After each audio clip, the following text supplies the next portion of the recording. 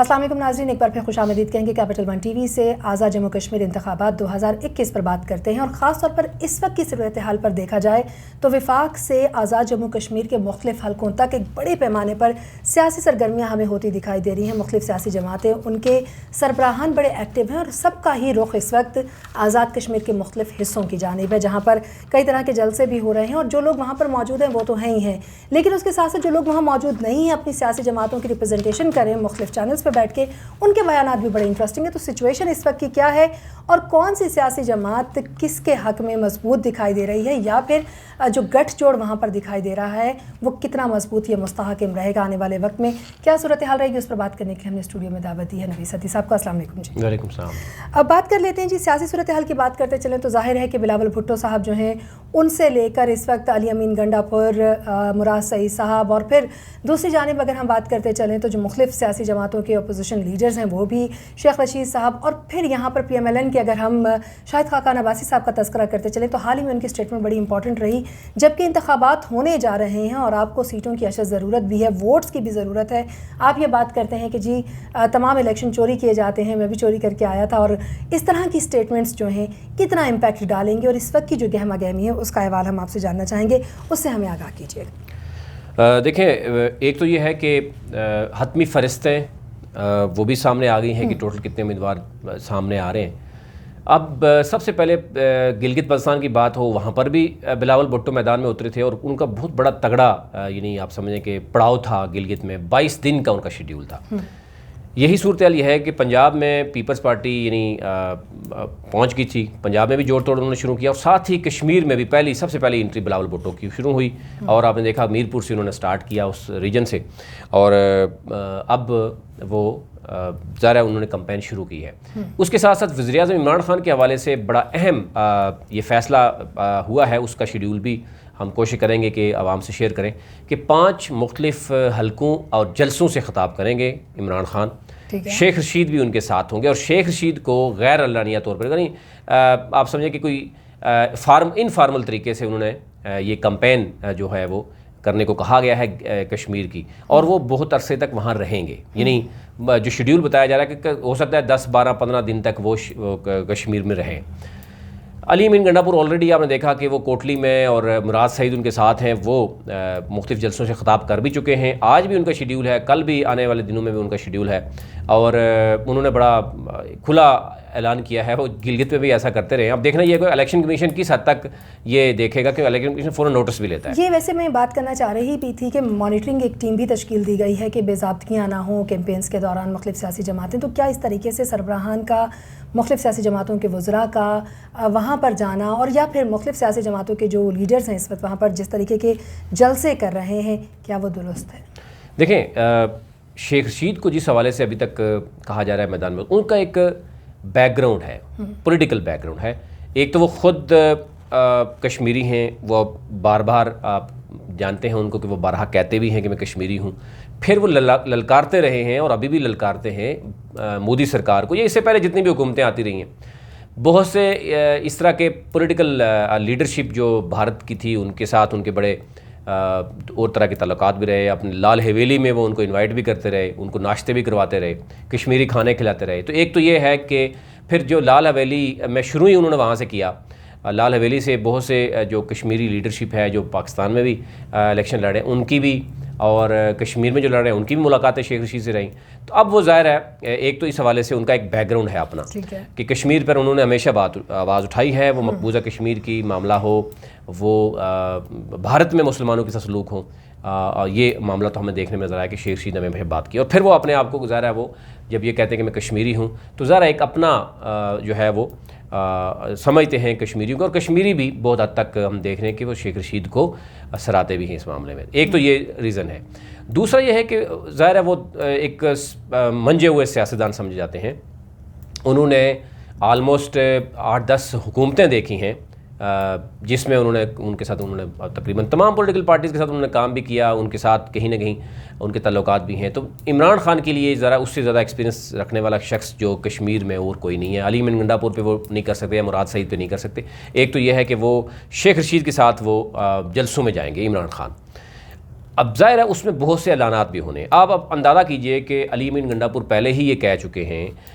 جیسے گلگت میں انہوں نے کہا, یہاں پر بھی انہوں نے وہی اعلان کیا کہ ایک ووٹ کی لیڈ سے جتائیں گے تو 1 کروڑ پہ آپ کو ملے گا, یعنی ایک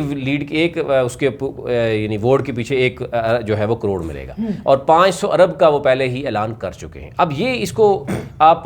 پری پول رگنگ کہیں کچھ بھی کہیں, یہ ہو سکتا ہے. اب دیکھنا یہ ہوگا کہ اس میں چونکہ بلاول بھٹو پہلے سے میدان میں ہے, نواز شریف کا معاملہ کچھ اور ہے, کیونکہ شہباز شریف اور مریم میں ایک کھنچاؤ موجود ہے. ٹکٹ کی تقسیم میں بھی ہمیں نظر آیا کچھ کہ لندن سے کچھ فیصلے ہوئے. کوٹلی کی شاید 5-4 سیٹیں ایسی ہیں جہاں پہ مسلم لیگ نون کو بہت زیادہ مسائل کا سامنا. اچھا, بھی آپ نے جیسے تذکرہ کیا کہ جو تجربہ کار شخص ہے جیسے کہ شیخ رشید صاحب کا آپ نے کہا کہ ان کی بیس پہ وزیر اعظم عمران خان رلائے بھی کر سکتے ہیں, اور اس طریقے کے ان کے جو دیگر وزراء ہیں ان کے اوپر بھی. لیکن جب ہم بات کر لیتے ہیں مختلف سیاسی جماعتوں کے اس وقت یہاں پر کام کرنے والے کارندے یا پھر ان کی جو لیڈرشپ ان کے بیانیے کو لے کر آگے بڑھی ہے, اس میں آپ شاہد خاقان عباسی کے ریسنٹ بیان کو کیسے دیکھتے ہیں؟ دیکھیں, ایک تو یہ ہے کہ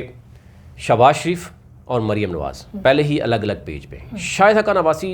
جو ہے نا وہ سابق وزیر اعظم میں رہے, ان کو خود سمجھ نہیں آ رہی کہ وہ کہاں پہ جائیں. پھر وہ اس طرح کے بیانات دیتے ہیں. اب اس پورے اگر پروگرام کو دیکھیں تو بیسیکلی وہ کہہ رہے ہیں کہ سسٹم جو ہے وہ ایسا ہے کہ جس میں الیکشن چوری ہوتے ہیں, اور باقی وہ خود کہہ رہے ہیں کہ میں نے بھی چوری کیا, جو کرنا ہے وہ کر لیں. تو اس سے ایک تو یہ اندازہ ہوتا ہے. ایک سینسیبل رویہ ہے, کیا پی ایم ایل این کو اس سے افیکٹ نہیں ہوگا؟ اور کیا دوسری طرف دیکھیں تحریک انصاف یا وزیر اعظم عمران خان وہ یہی بات کر رہے ہیں کہ الیکشن اگر ریگڈ ہوتے رہے ہیں تو آئیں پھر الیکٹرانک ووٹنگ کی طرف آئیں. مشینیں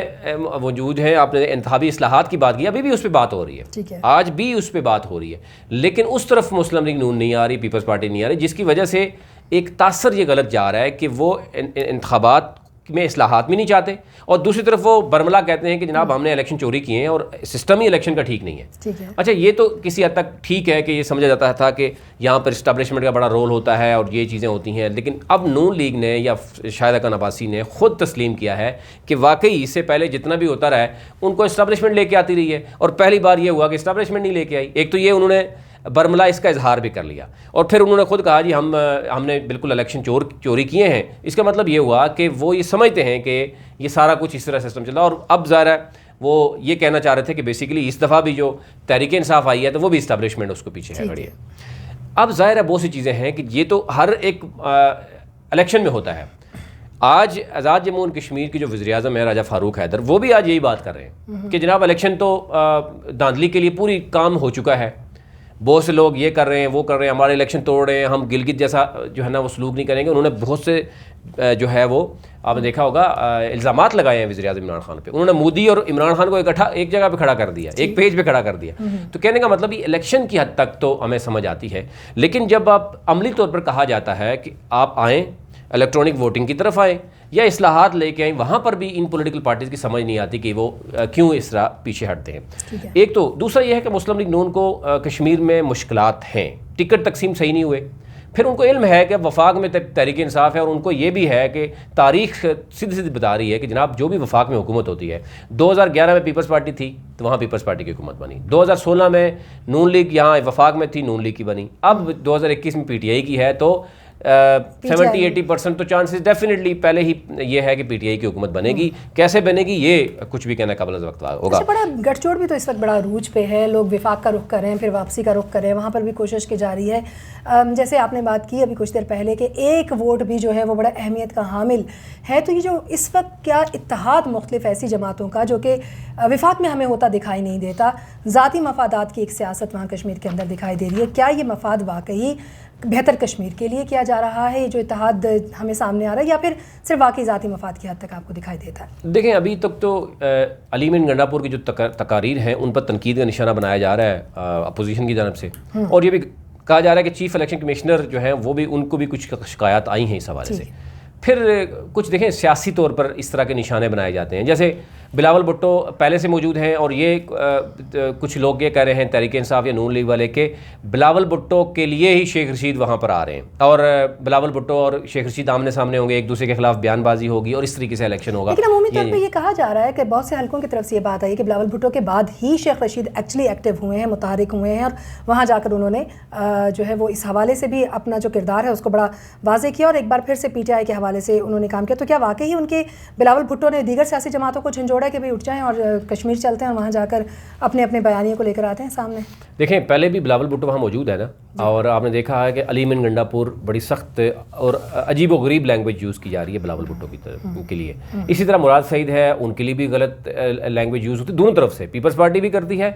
اور اگر آپ پیپلز پارٹی کے قادر پٹیل کو دیکھ لیں، وہ اسمبلی میں کھڑے ہو کے جو کچھ کہتے ہیں مراد سعید کے بارے میں، یہ کلچر بن چکا ہے اور یہ نہیں ہونا چاہیے. اب شیخ رشید کے بارے میں بھی یہی کہنا کہ وہ بلاول بھٹو کے جانے کے بعد انہوں نے فیصلہ کیا، یہ کوئی ایسی بات نہیں ہے. یہ بیسیکلی ذرا ایک ویسے سیاسی بیانات کی حد تک ہوتا ہے، یا ایک دوسرے کو جو ہے وہ تنگ کرنے کے لیے یا چیزیں ہوتی ہیں. ادروائز شیخ رشید کا کشمیر کے حوالے سے ذرا ایک کام ہے، وہ ان کی سیاست میں کشمیر کا بڑا اہم موضوع رہا ہے، اور وہ یہ ان کا جب وہ خود کشمیری ہیں تو ڈیفینیٹلی ان کے لیے، اور عمران خان کو ایسا بندہ چاہیے بھی جو وہاں پر جا کے. اب دیکھیں کشمیر کمیٹی کو شہریار افریدی دیکھ رہے ہیں، ان کا تعلق کشمیر سے نہیں ہے، ان کو کچھ پتہ نہیں ہے کشمیر کا. علی امین گنڈاپور کو کچھ پتہ نہیں ہے کشمیر کا، گلگت بلتستان میں کیا ہو رہا ہے، اس کو ابھی تک شاید بھول گیا ہوگا ٹوٹل حلقے کتنے ہیں. یہی صورتحال ہے کہ جو ڈیپتھ میں اسٹڈی اگر ہے کسی کی، وہ شیخ رشید کی ہے. اور وہ عمران خان یہ چاہتے ہیں کہ شیخ رشید پہلے جائے، تھوڑی ورکنگ ہو، اور پھر وہ جن 5 حلقوں کا کہیں گے وہاں پر عمران خان ساتھ جائیں گے، اور بڑے اعلانات ہوں گے. وہ اعلانات بڑے واضح ہوں گے، اور اعلانات کے بعد آل ٹوگیدر آپ نے دیکھنا ہے کہ پولیٹیکل سینیریو کشمیر کا چینج ہو جائے گا. آنے والے دنوں میں آپ کو نظر آئے گا کہ واقعی وفاق میں تحریک انصاف کی حکومت ہے، اور واقعی جو ہے وہ ایک جھکاؤ نظر آئے گا کشمیر میں آپ کو پی ٹی آئی کی طرف. دیکھیں جب اربوں روپے کے پیکیجز آپ دیں گے، یہ تو انڈرسٹوڈ ہے، کشمیری عوام کو بھی نظر آ رہا ہے کہ پیپلز پارٹی تو اقدار میں آنے سے رہی، نون لیگ واپس آنے سے رہی، کیونکہ وفاق میں حکومت پی ٹی آئی کی ہے. پیپلز پارٹی آ بھی جاتی ہے ایک لمحے کے لیے ہم سوچتے ہیں، یا نون لیگ آ بھی جاتی ہے، تو سارا کنٹرول فنڈنگ کا جو ہے وہ تو تحریک انصاف کے پاس ہے. ترقیاتی کام کے اوپر گیم ہوتی ہے نا، تو ترقیاتی کام اگر آپ گلگت کی اور کشمیر کی دونوں کی تاریخی پورے الیکشن دیکھ لیں، گزشتہ 3 الیکشن دیکھ لیں، اس میں بھی آپ کو نظر آ جائے گا. مستحکم اپوزیشن کون سی دکھائی دیتی ہے آپ کو جماعتوں میں؟ مجھے جو ابھی تک نظر آ رہا ہے وہ پیپلز پارٹی ہے کہ کچھ سیٹس نکال سکتی ہے اور وہ اپوزیشن بنا سکتی ہے. باقی جو ہے وہ تحریک انصاف، ظاہر ہے جس طریقے سے گروپنگ بھی ہے وہاں، گروپنگ کا بھی فائدہ الٹیمیٹلی تحریک انصاف کو ہوگا. اب بیرسٹر گروپ بھی یہ چاہے گا، اور دوسری طرف سردار تنویر الیاس گروپ چاہے گا کہ ہماری دونوں مضبوط ہو جائیں، دونوں الگ الگ، یعنی دونوں چاہتے ہیں کہ ہمارے اپنے جو جتنی سیٹس ہیں، بیرسٹر سلطان بھی چاہے گا کہ میری سیٹ زیادہ نکل آئیں، وہ بھی یہ چاہے گا میرے لوگ زیادہ سامنے آئیں، کیونکہ آگے بھی وزیر اعظم کی دوڑ میں دونوں جائیں گے. اور پھر